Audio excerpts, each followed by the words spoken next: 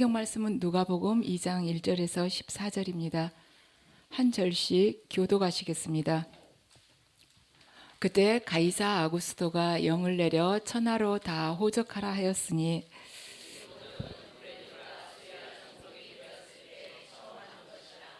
모든 사람이 호적하러 각각 고향으로 돌아가매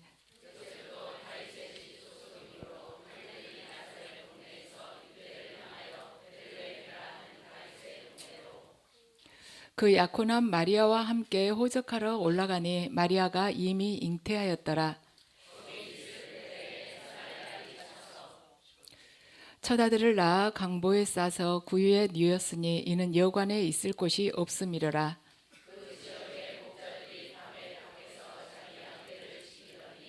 주의 사자가 곁에 서고 주의 영광이 그들을 두루 비춤에 크게 무서워하는지라.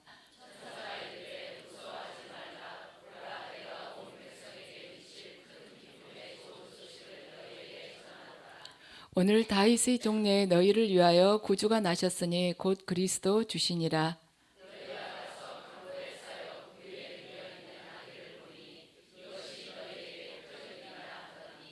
호련히 수많은 천군이 그 천사들과 함께 하나님을 찬송하여 이르되 특히 높은 곳에서는 하나님께 영광이요 땅에서는 하나님이 기뻐하신 사람들 중에 평화로다 하니라. 아멘.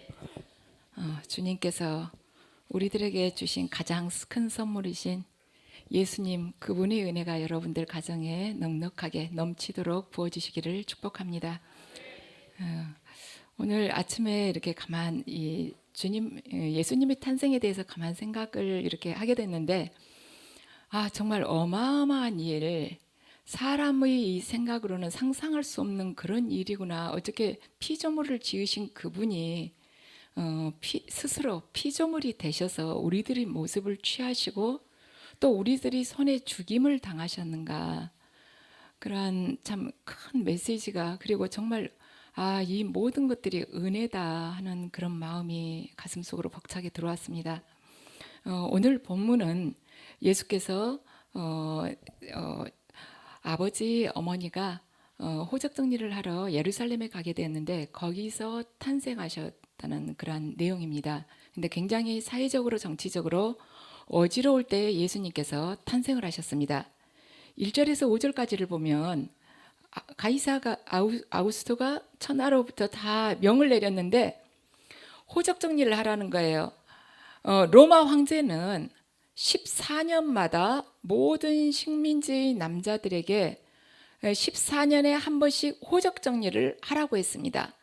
이제 그 호적 정리를 한 이유는, 인구 조사를 한 이유는 뭐냐면 그들을 이제 이렇게 전쟁을 할 때 병사를 모집할 때 그 숫자를 파악하기 위해서, 그래서 징집하기 위해서, 두 번째는 뭐냐면 세금을 징수하기 위해서, 정확하게 인구를 파악을 해야지 누구누구한테 이렇게 세금을 징수할 수 있잖아요.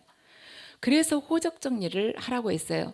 그래서 나사렛에서 살고 있던 요셉도 마리아를 데리고 같이 자신의 고향 베들레헴으로 갔었어야만 했습니다. 근데 그때 여자들도 호적 정리를 사실은 해야 되는데 여자들은 안 가도 됐어요. 그리고 남자들은 반드시 가야만 했습니다. 근데 임신한 이 마리아를 데리고 요셉이 그 거의 130km 정도 되는 그 거리를 이제 나선 것이죠. 그때 얼마나 많은 남자들이 호적 등록을 하기 위해서 사방 각처에서 자신의 고향으로 가기 위해서 말하자면 출발을 했겠습니까? 나섰겠습니까? 우리 같으면 지금 명절 그러면은 되게 지방으로 많이들 내려가잖아요.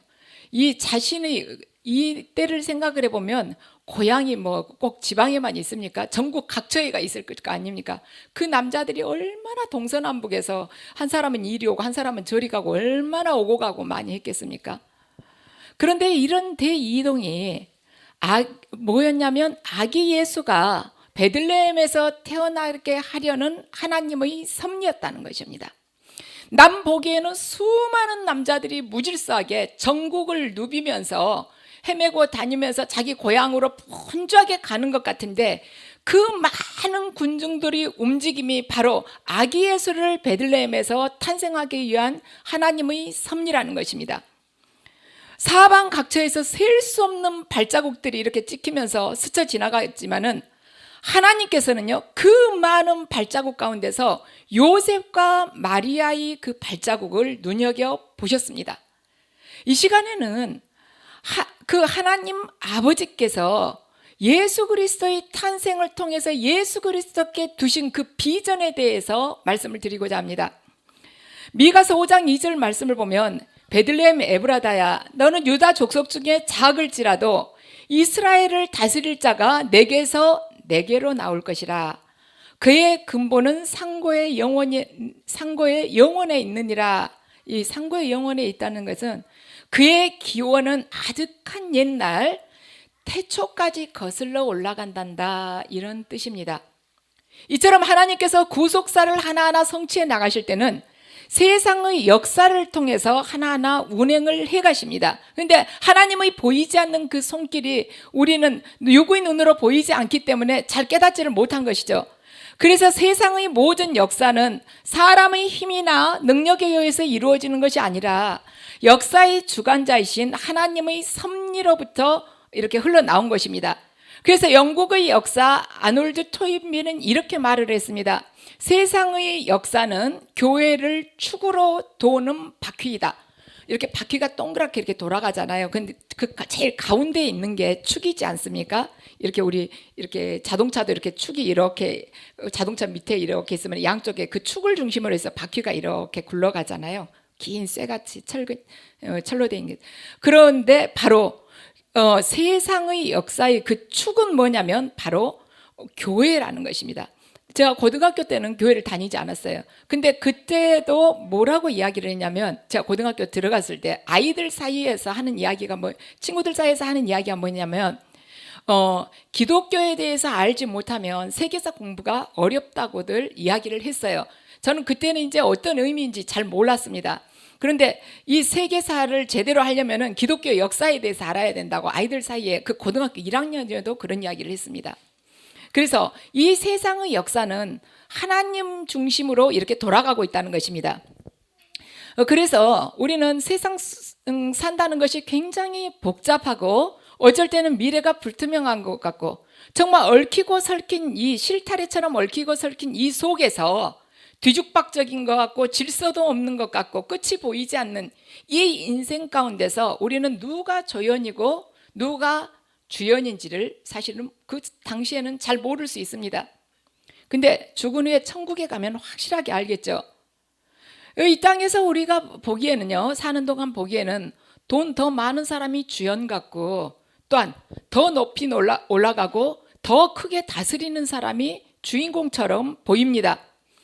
예수님 시대의 사람들의 눈에 로마 황제는 주연처럼 보였을 것입니다. 그런데 실은 이 가이사 아구스토는, 본문에 등장하는 가이사 아구스토는 예수님을 위해서 잠시 등장했다가 사라지는 엑스트라에 불과한 것입니다. 우리는 전체의 역사를 위해서 이렇게 내려다보니까 알 수가 있죠. 지금 이 시대에는 미국의 트럼프 대통령이 아주 주역처럼 보입니다. 그렇지만 천국에 가면은 절대로 21세기에 트럼프 대통령이 세상의 주역이었다고 하지 않을 것이라는 것을 우리 모두는 지금부터 알고 있습니다.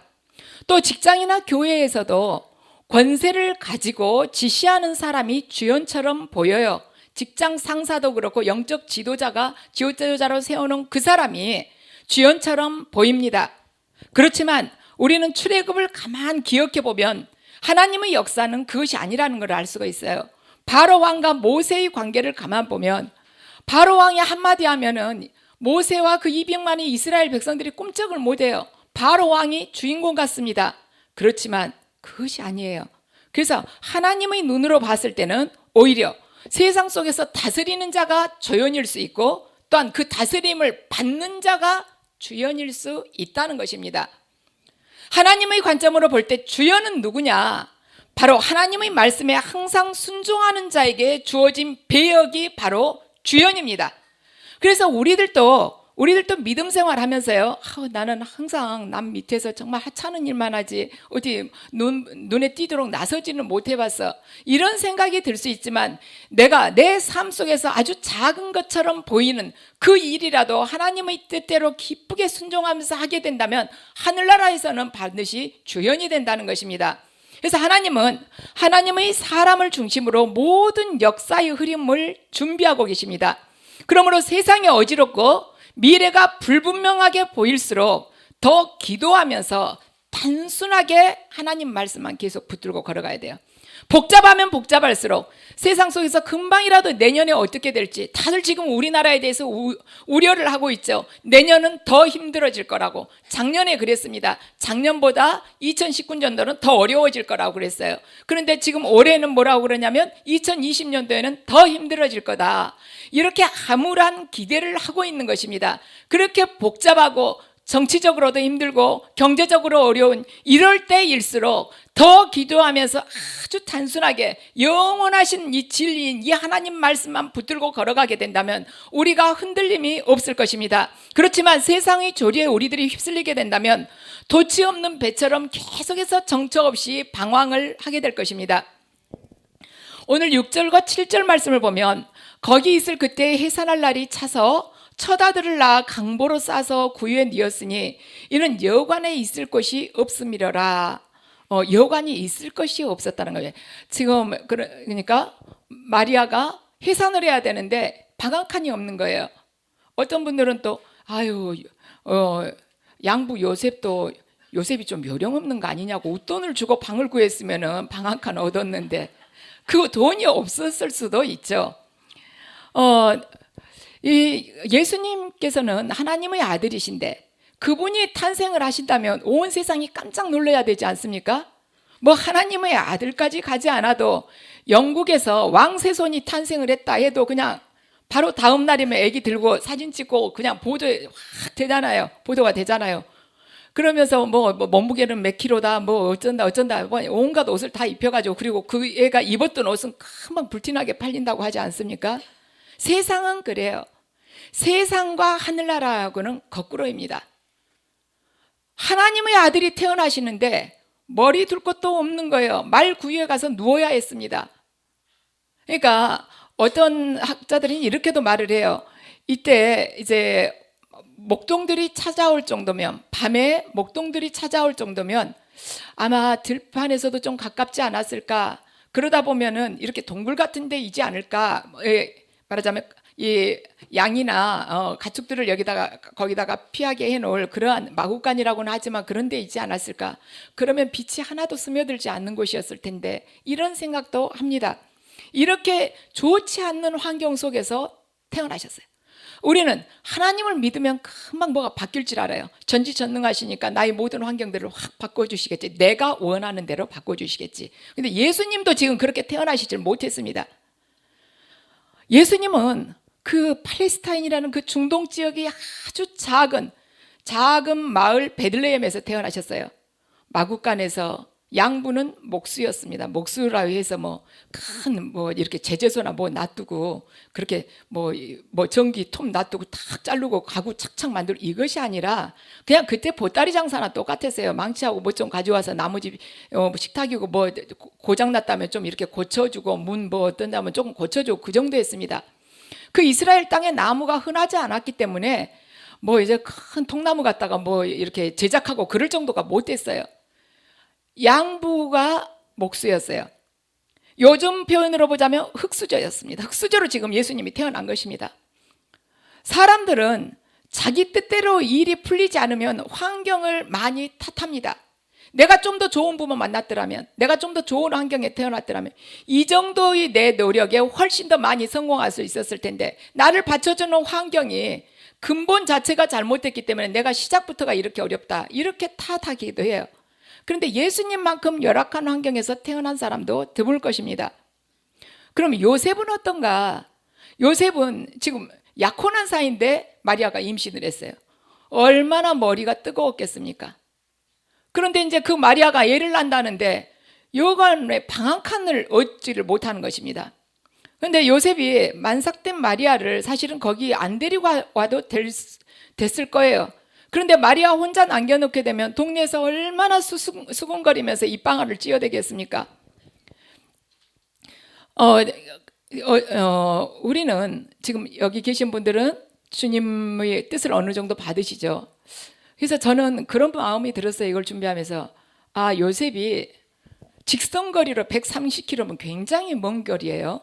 그걸 뭐 지금처럼 뭐 자동차나 아니면 비행기가 있는 것도 아니고 걸어서 가야 했는데 그걸 만삭된 마리아를 데리고 그렇게 무리를 하면서까지 강행군을 해야 했던 것은 하나님께서 미가 선지자에게 주신 예언을 성취하시기 위해서 요셉에게 마리아를 함께 동행하도록 아마 지시를 하시지 않았을까, 그런 생각도 해봤습니다. 요셉의 입장에서 보면요, 성령으로 잉태된 아이라는데 어떻게 이런 마구간에서 태어날 여건이 주어지는 거지? 어떻게 하나님께서 잉태하게 해주셨는데 그런데 방한칸도 얻지 못할 이러한 처지가 되는 거지? 이렇게 생각을 할 수도 있습니다. 마리아의 입장은 어떤가? 마리아의 입장에서는 성령으로 자신이 잉태한 것이 분명해요. 근데 뒤에서는 계속해서 수군수군합니다. 지나가면 벌써 손가락질 하는 것이 다 느껴져요. 부모도 마리아를 부끄럽다고 해요. 자신의 진실은 분명히 성령으로 잉태했다는 것을 알고 있습니다. 이렇게 우리가 분명히 진리 편에 서 있지만 육의 사람들에게 설명할 수 없는 그러한 부분들이 있다는 것입니다. 고린도전서 2장 13절 말씀을 보면 영적인 일은 영적인 것으로 분별한다고 그랬어요. 우리가 진리 안에서 정말 흔들림 없이 걸어간다고 하지만 남으로부터 모함도 받고 아니면 다른 사람들로부터 지탄도 받고 또한 다른 사람들로부터 배척도 당하는 그러한 일들, 그렇지만 내가 진실을 알고 하나님께서 나에게 어떠한 말씀을 주셨기 때문에 내가 이 길을 간다는 거 내 스스로도 자인하고 있지만 그걸 다른 사람들에게 납득시킬 수 없는 그런 상황들이 우리에게도 올 수 있다는 것입니다. 그렇지만 마음속에 그 말씀을 담고 곰곰이 붙들면서 기도하면서 나아가게 된다면 하나님께서는 반드시 그 부끄러움을 화관으로 바꿔주시고 영원선 안에서 그를 반드시 높여주시는 분이십니다. 그래서 우리의 현실이 어두운 마구간 같다도 소망이 없어 보이는 아둘람 굴 같다 할지라도 절대로 절망하지 마십시다. 하나님의 선하신 뜻은 반드시 순종하는 자를 통해서 이루어질 것입니다. 여기 본문에서 보면 구유라고 그랬어요. 구유라는 이 헬라어 단어는 마구간을 뜻하거나 아니면 여물통을 뜻하는 말입니다. 그래서 이것은 어떠한 의미를 내포하고 있냐면 더 이상 낮아질 수 없다는 것을 뜻하고 있어요. 그러니까 하나님께서 더 이상 낮아질 수 없는 데까지 내려오셨다는 것입니다.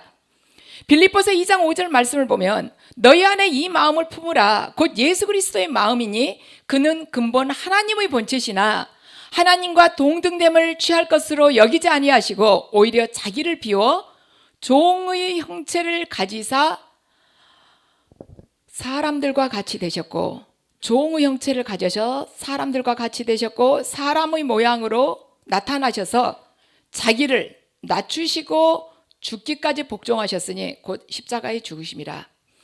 예수님께서 자기를 비워서 사람의 그 육을 입으시고 자기를 낮추시고 죽기까지 복종하셨다는 것입니다.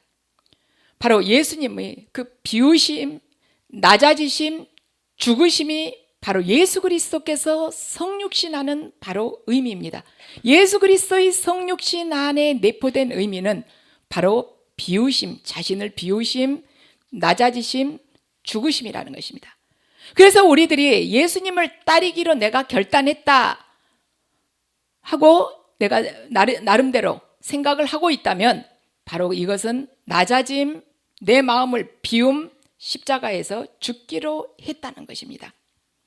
그런데 우리는 영적으로 철이 들기까지는 간간히 부끄러운 기도를 합니다.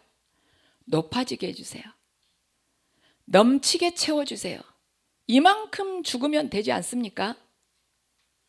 예수님은 낮아주시고 비우셨는데 높아지게 해주세요. 좀만 더 높게 해주세요. 넘치게 좀 채워주세요. 입을 크게 벌리겠습니다. 이만큼 죽었으면 됐지 저는 더 이상은 못 죽어요. 지금까지만 더 힘들었습니다. 저 이거의 한계입니다. 더 이상 요구하지 말아주세요. 우리는 이런 기도 은연중에 합니다. 그런데 예수님의 성육신 안에는 그분 스스로의 낮아지신 그 겸손과 자신의 피조물을 위해서, 그것도 죄 없으신 분이 죄 많은 인간을 위해서 죽으신 그 사랑이 담겨 있습니다. 그래서 모든 피조물들은요, 자신이 사랑한 만큼 그 사랑한 대상을 위해서 자신을 낮추고 포기하고 잃습니다. 사랑한다 하면서 그 사람을 위해서 포기하는 것이 없다면, 잃는 것이 없다면, 낮추지 않는다면 그건 사랑하지 않는 거예요. 말만 사랑한다는 것이지 그 사람은 그 대상을 사랑하는 것이 아니라 자신의 자아를 사랑하고 있는 것입니다. 자기의 그 이기적인 그러한 어떻게 보면 정욕이죠. 그걸 품고 있는 거예요. 진정 상대방을 사랑한다면 정말 자기가 낮춰지고 없어지고 자신을 포기해야 된다는 것이죠. 우리는 매스컴을 통해서 보도되는 그러한 뉴스를 접하면서 범죄가 점점 지능적이고 잔혹해지는 것을 우리가 간간히 봅니다. 그리고 빈부격차가 갈수록 심해지고 있다는 것을 우리들이 확인을 해요. 제가 며칠 전에 어떤 분으로부터 카톡을 받았어요. 이거 조심하라고. 이렇게까지 범죄가 발달했구나. 저도 그것 보고 놀랐어요. 이제 이분이 보내주신 분이 카톡에 있는 걸 캡처를 해가지고 저에게 보내주셨는데, 자신에게 온 카톡 메시지예요. 메시지인데 자신의 딸 이름이 딱 앞에가 써졌어요. 딸 이름이 있으니까 엄마 뭐해? 엄마 나 뭐뭐가 필요해. 이러이러하게 해줘. 그 딸이 엄마한테 평소에 말하던 말투 그대로 내용이 딱 온 것입니다. 이름도 딸 이름으로 해서. 그래서 엄마 어디가 지금 있는데 이러면서 답변을 주고받. 그러다 이상하니까 이제 이분이 딸한테 직접 전화해봤어요. 얘, 너 이러이러 했냐고. 그러니까 엄마 내가 언제 그런 적이 있냐고. 그래서 요즘에는 저도 보고 놀란 게 카톡에 그 엄마하고 딸이 평소에 나누던 그 대화의 말투 있죠. 그것까지도 똑같이 도용하고 또 그 딸 이름까지 써가지고 똑같이 이렇게 그 딸처럼 해가지고 그런 식으로 사기치는 그 수법까지 이제 늘어나는 거예요. 뭐 보이스피싱은 이제 옛날 이야기가 된 것 같습니다. 그래서 조심하라고 저한테 그러는데 범죄는 갈수록 지능적으로 변하고 있어요. 이렇게 혼란과 폭력, 거짓과 음란으로 가득한 이 세상을 위해서 하나님의 아들이 목숨까지 버릴 그런 가치가 있는 것일까? 그렇게 지능적으로 흉폭하게 범죄를 저지르는 그런 사람들을 위해서도 하나님의 아들이 돌아가셔야 했는가? 정말 그만한 가치가 있는 것일까? 우리가 경제 논리로 보면 가치가 전혀 없습니다. 낭비예요. 왜 하나님의 아들이 그런 사람을 위해서 죽어야 됩니까? 전혀 가치가 없는 세상이지만 하나님께서 이 세상을 사랑하셨기 때문에 독생자를 내주신 거예요. 이 땅에 예수님을 보내주신 것은 그분의 일방적인 사랑, 절대적인 사랑 때문에 그분을 보내주신 것입니다. 우리는요, 젊은 부부들이 자신이 낳은 그 아기를 보면서 굉장히 기뻐하면서 꿈을 갖는 것을 우리가 봐요. 갓 태어난 아이를 보면서 부모들은요, 기대를 갖고 또한 아이의 장래에 대해서 많이 설계를 합니다. 이렇게 키워야지, 어린이집은 이렇게 하고 유치원은 이렇게 하고 초등학교는 이렇게 해야지, 그리고 좋은 대학 보내야지, 그리고 나중에는 신앙 좋은 배우자 만나서 정말 믿음 생활도 잘하고 행복하게 살게 해줘야지, 이런 생각들을 대부분 해요. 그런데 하나님께서는 아기 예수를 보시면서 십자가의 죽음을 생각하셨습니다.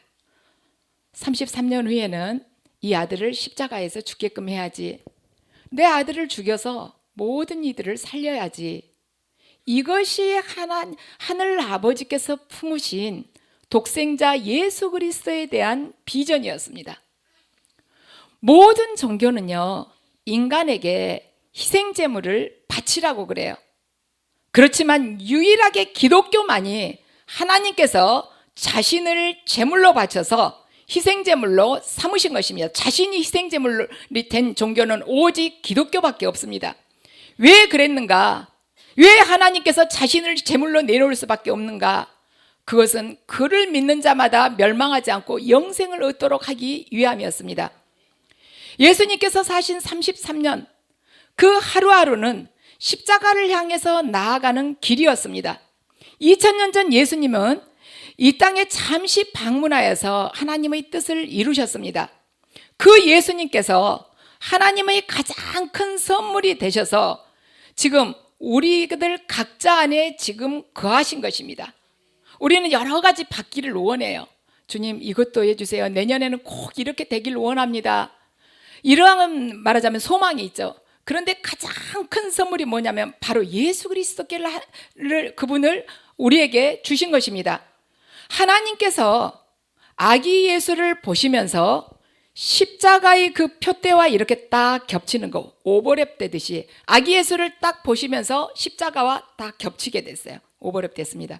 그러셨듯이 주님께서는 여러분과 저를 보시면서 우리들 각자가 가야 될 그 표대와 오버랩을 하실 거예요. 아기 예수 태어났을 때 하나님께서는 십자가와 같이 이렇게 딱 겹쳐서 보신 거예요. 주님께서는요, 여러분과 저를 보실 때 우리들이 각자 가야 될 그 표대를 우리들 앞에 이렇게 보시면서 말하자면 같이 오버랩 하실 것입니다.